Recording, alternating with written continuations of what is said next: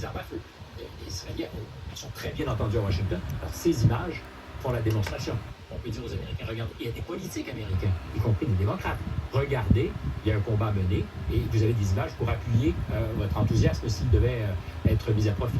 Et justement, Stéphane Bureau, ces images qu'on vous montre depuis ce matin en direct sur BFM TV, on voit les dégâts importants des immeubles entiers qui se sont effondrés à cause de cette trentaine de missiles qui a été envoyée par l'Iran.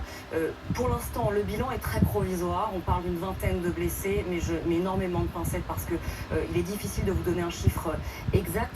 Général, je me retourne vers vous. Est-ce que ces frappes sont ciblées de la part de l'Iran? Parce que là, Clémence Dibou, qui est sur place dans le nord de Tel Aviv, nous le disait, on parle de quartier résidentiel et même d'une maison de retraite. Oui, en fait, je sais que je montre plusieurs fois ça, mais c'est pour bien que vous lisez. Des missiles balistiques iraniens. Et d'ailleurs, c'est pour ça que je ne suis pas sûr que ce soit réellement la riposte aux frappes. Vous pensez que dans la continuité de ces 10 jours de guerre? Parce que dans les missiles qui ont été utilisés, tout à l'heure c'était dit, il y a, alors c'est très technique, mais il y a des missiles à poudre et des missiles à carburant.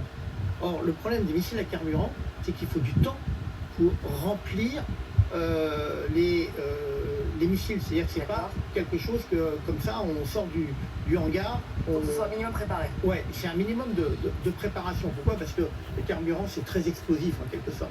Donc, c'est pour ça que je pense qu'on est plus dans la continuité des frappes. Parce que là, ce serait des missiles à poudre.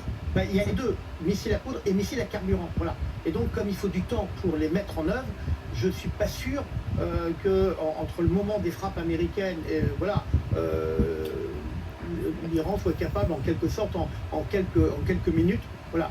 Bon. Mais de toute façon, que ce soit dans le cadre, je dirais, des frappes lancées depuis 10 jours ou d'une éventuelle riposte, de toute façon, oui, les dégâts sont très importants et effectivement, on manque de précision, on manque de connaissances sur la précision du guidage, sachant bien entendu que les Iraniens ne peuvent pas utiliser le GPS parce que le signal est brouillé.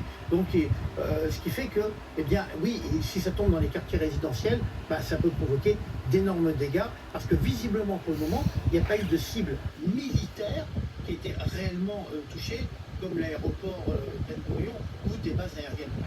Alors je précise que les images qu'on vous montre en direct, ce sont des images que seul BFM TV est en mesure de proposer ce matin. Image en direct de Tom Beck, envoyé spécial de BFM TV aux côtés de Clémence Dibou à Tel Aviv. Image donc de cet impact vraisemblablement d'un missile. Là, il n'y a aucun montage. Le nord de Tel Aviv. Et quand on voit, c'est réel. quand on voit les images qu'on a vues précédemment, Par BFM TV. 20 blessés.